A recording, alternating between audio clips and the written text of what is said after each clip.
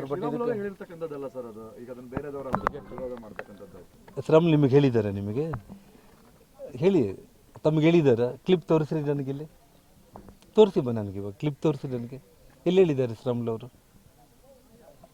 ಅನಾವಶ್ಯಕವಾಗಿ ಇದನ್ನು, ಇದು ಸುವರ್ಣ ಚಾನಲ್ನಲ್ಲಿ ರಾಜೀವ್ ಚಂದ್ರಶೇಖರ್ ಅವ್ರ ಮೂಲಕ ಡೆಲ್ಲಿ ಮತ್ತು ಬೆಂಗಳೂರಲ್ಲಿರೋ BJP ಎರಡು ವರ್ಗಗಳು, ಅವರಲ್ಲಿರೋ ವೈರತ್ವ, ಅವರಲ್ಲಿರೋ ಶತ್ರುತ್ವಗಳು ನಿಮ್ಗೆ ಗೊತ್ತು ಯಾರು ಅಂತೇಳಿ ನಾನೇನು ಹೆಸರು ಹೇಳೋ ಅವಶ್ಯಕತೆ ಇಲ್ಲ. ಈ ರಾಜ್ಯದಲ್ಲಿ ಯಾರಿಗೆ ಜವಾಬ್ದಾರಿ ಇದೆ ಅವ್ರಿಗೂ, ಡೆಲ್ಲಿಯಲ್ಲಿ ಯಾರು ಇದಕ್ಕೆಲ್ಲ ಕಿರುಕುಳ ಮಾಡ್ತಾ ಇದ್ದಾರೆ ಅವರಿಬ್ಬರು ಜಗಳದಲ್ಲಿ ಕಂಪ್ಲೀಟ್ ಏನು ಇವಾಗ ಇಲ್ಲಿ ಯಾರಿಗೂ ಜವಾಬ್ದಾರಿ ಕೊಟ್ಟಿದ್ದಾರೆ. ನಾವು 28ಕ್ಕೆ 28 ಗೆಲ್ಲಿಸ್ತೀವಿ ಅಂತ ಇವ್ರು ಚಾಲೆಂಜ್ ತಗೊಂಡು ಜವಾಬ್ದಾರಿ ತಗೊಂಡಿದ್ದಾರೆ. ಅವ್ರು ಫೇಲ್ ಆಗಬೇಕಂತ ಡೆಲ್ಲಿಯಲ್ಲಿ ಇನ್ನೊಬ್ಬರು ಕೂತ್ಕೊಂಡು ಅಲ್ಲಿ ವರ್ಕೌಟ್ ಮಾಡ್ತಾ ಇದ್ದಾರೆ. ಯಾವುದೇ ಇದು ಇಲ್ಲ ಸರ್, ನನಗೇನು ಸಂಬಂಧ? ನನಗೆ ಭಾರತೀಯ ಜನತಾ ಪಕ್ಷಕ್ಕೆ ಜನಾರ್ದನ್ ರೆಡ್ಡಿಗೆ ಏನು ಸಂಬಂಧ? ಕಲ್ಯಾಣ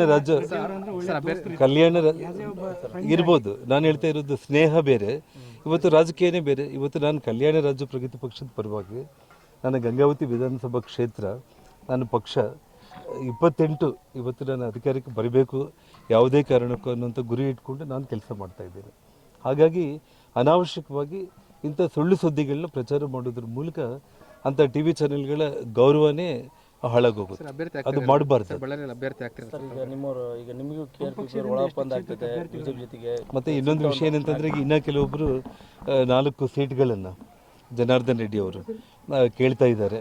ಯಾವುದೇ ಕಾರಣಕ್ಕೂ ಕೂಡ 4 ಸೀಟ್ ಕೊಡಲೇಬೇಕು, ಹೊಂದಾಣಿಕೆ ಮಾಡ್ಕೋಬೇಕು. ಹೊಂದಾಣಿಕೆ ಮಾಡಿದರೆ ನನಗೆ ನೀವು 4 ಸೀಟ್ ಕೊಡಬೇಕಂತ ನಾನು ಕಂಡೀಷನ್ ಹಾಕಿದ್ದೀನಿ ಅಂತೇಳಿ ಕೆಲವೊಬ್ಬರು.